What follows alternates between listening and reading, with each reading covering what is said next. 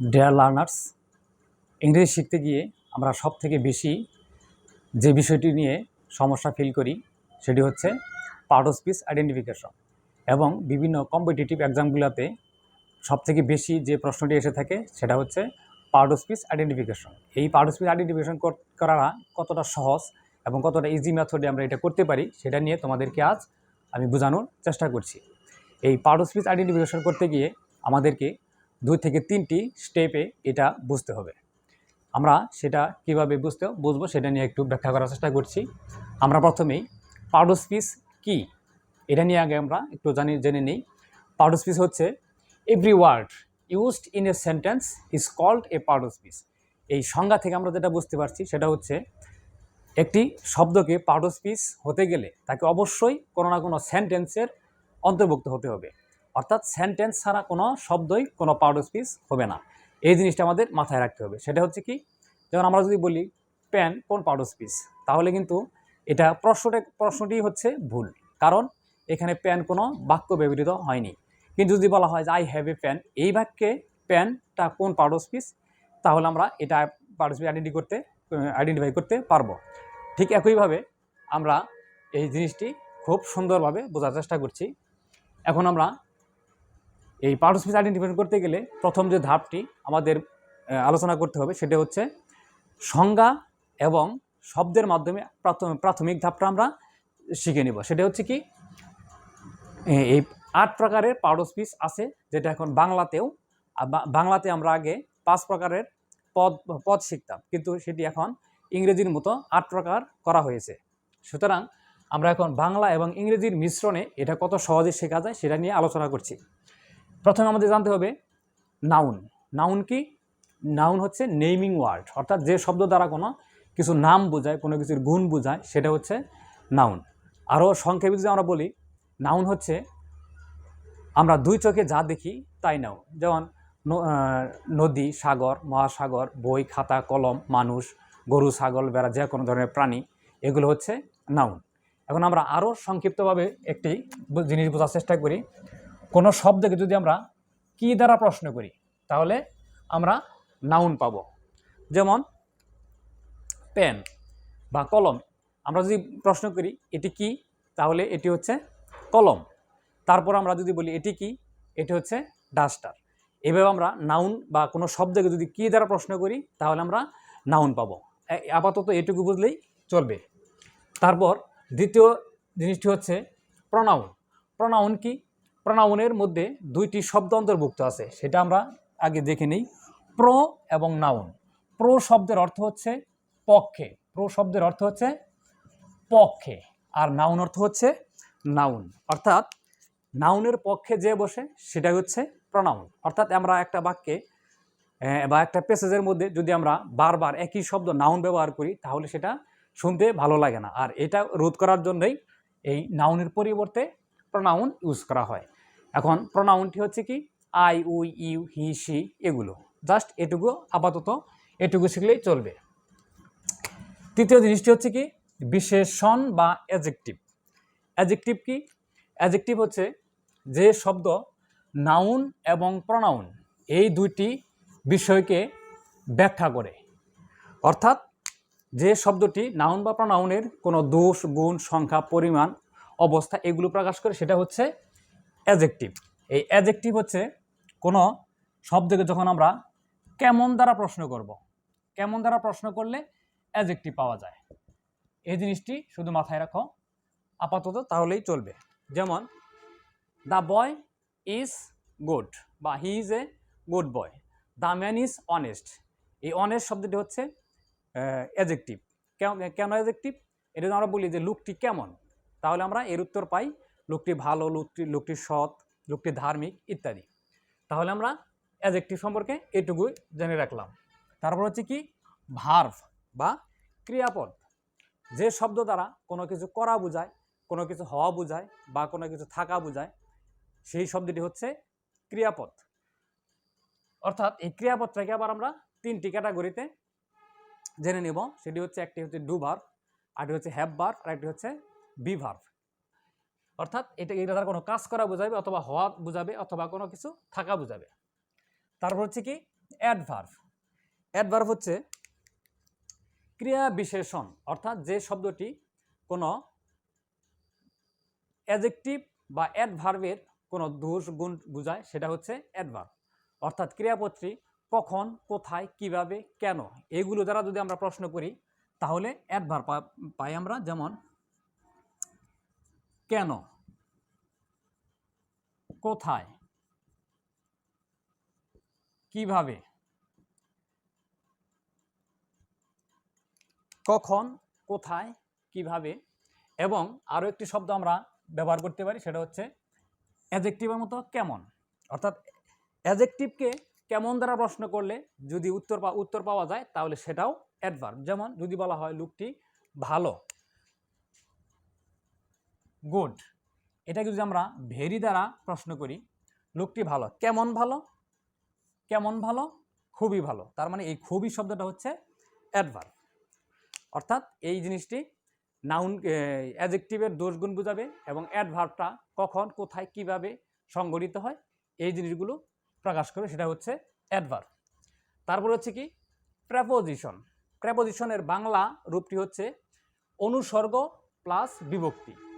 এই দুটি বিষয়ের সমন্বয় হচ্ছে প্রেপোজিশন। এখন এই প্রেপোজিশনটি আমরা কিভাবে শিখব সেটা আমরা একটু দেখার চেষ্টা করি। অনুসর্গ কি আমরা আগে বাংলায় বুঝে নেই। অনুসর্গ কি? অনুসর্গ হচ্ছে কোনো শব্দের পরে বসে সেই শব্দের সাথে যখন একটি সম্পর্ক স্থাপন করে তাকে বলা হয় অনুসর্গ। আর বিভক্তি হচ্ছে কি সে কোনো শব্দের শেষে অর্থাৎ লাগা অবস্থায় যদি কোনো বিভক্তি বসে সেটাকে বলা হয় বিভক্তি। এই বিভক্তিটা হচ্ছে বর্তমানে 3 প্রকার।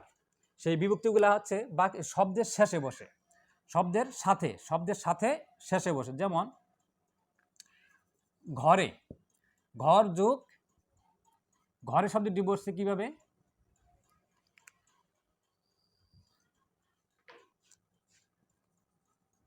ঘর যোগ এ, এই এটা হচ্ছে বিভক্তি।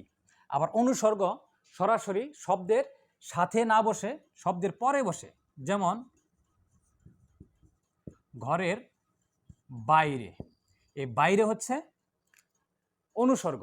এখন আমরা বিভক্তি এবং অনুসর্গ এই উভয়টির জন্য ইংরেজিতে বসে প্রেপোজিশন। এখন প্রেপোজিশনটি আমরা শুধুমাত্র এটুকু বুঝলেই চলবে। এখন এই প্রেপোজিশনগুলো সম্পর্কে আরও বিস্তারিত আলোচনা করার জন্য আমরা পরবর্তীতে এগুলো আলোচনা করব। তারপর হচ্ছে কি কনজাংশন। কনজাংশন এর ভার্ব ফর্ম হচ্ছে কনজাংক্ট। কনজাংক্ট অর্থ হচ্ছে কোনো কিছু যুক্ত করা, অর্থাৎ যে শব্দটা কোনো কিছু যুক্ত করে সেটাকে বলা হয় কনজাংশন।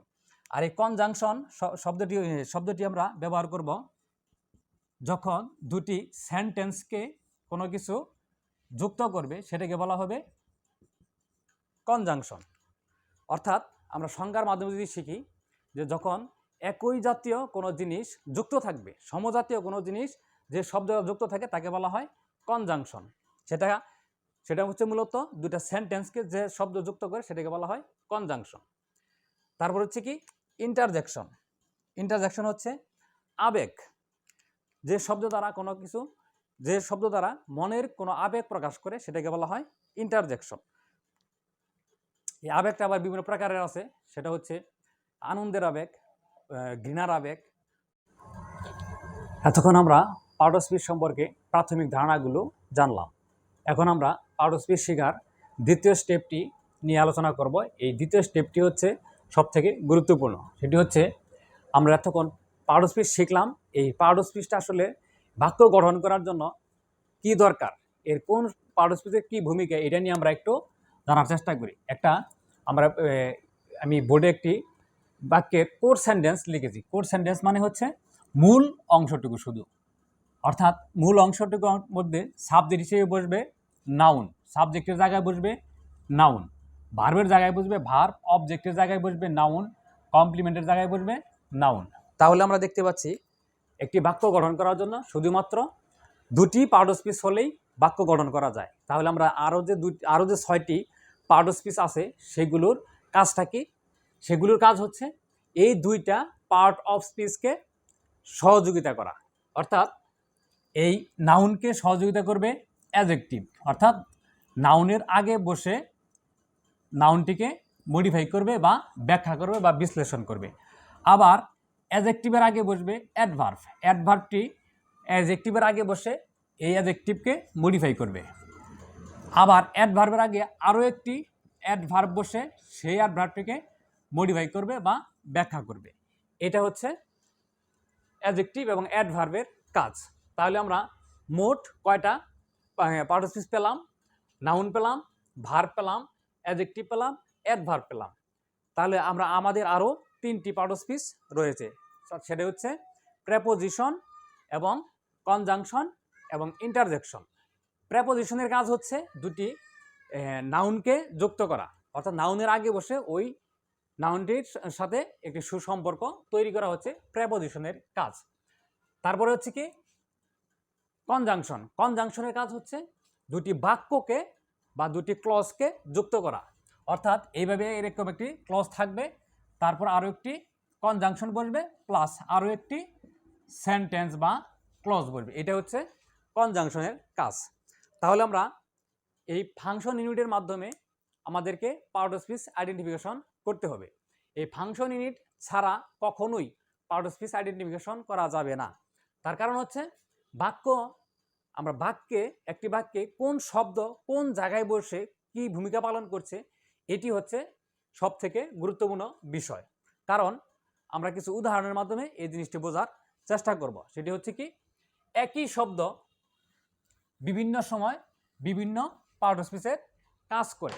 যেমন আমরা একটি একটি শব্দ নিলাম, এই শব্দটি আমরা যদি নাউন হিসেবে বসাই তাহলে সেটি কোনো না কোনো বাক্যের সাবজেক্ট, অবজেক্ট অথবা কমপ্লিমেন্টের জায়গায় বসবে। যেমন আই হ্যাভ এ পেন, এই বাক্যে এ পেন হচ্ছে অবজেক্ট, এইটুকু হচ্ছে অর্থাৎ অবজেক্টের জায়গায় বসছে, তার মানে সেটা নিঃসন্দেহে নাউন। আবার এই শব্দটি যদি আমি বানাই I have a pen friend, এইখানে দেখো এই প্যান শব্দটি এখন আর নাউন নেই, এখন এই শব্দটি আরেকটি নাউনকে মডিফাই করছে, তার মানে এখন এই প্যান শব্দটি অ্যাডজেক্টিভ হয়ে গেছে। আবার লিখলাম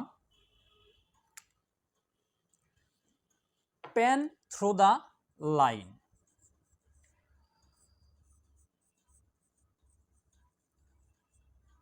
এটি একটি ইম্পারেটিভ সেন্টেন্স, লাইনটি কেটে দাও বা ছত্রটি কেটে দাও।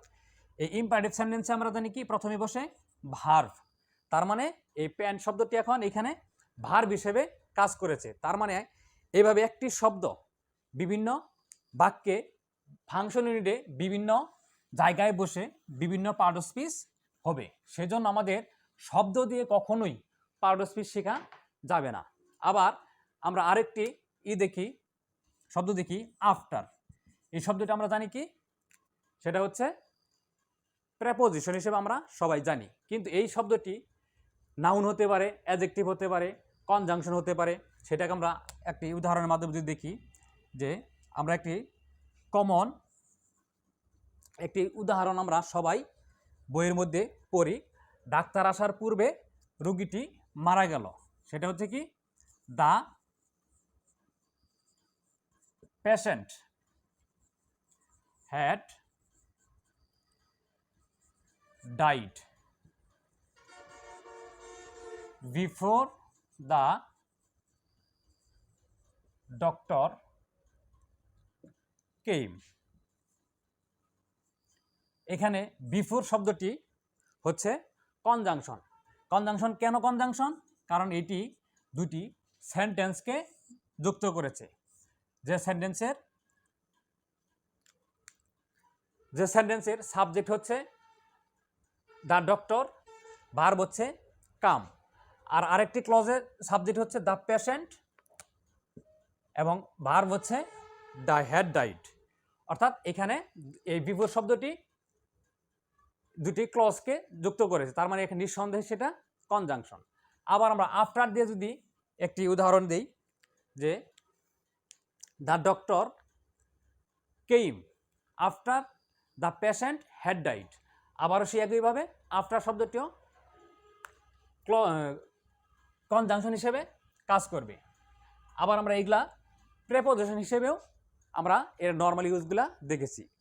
তার মানে হচ্ছে এই পার্টস স্পিচটি আমরা সম্পূর্ণটুকু বুঝতে গেলে এই ফাংশনালিটি জানতে হবে এবং শব্দের কার কোথায় কি ভূমিকা সেটা জানতে হবে। এটা সম্পর্কে আমরা এখন প্র্যাকটিসের মাধ্যমে এই যে বিষয়গুলা পরবর্তী ক্লাসে আমরা জানার চেষ্টা করব। সকলকেই ধন্যবাদ।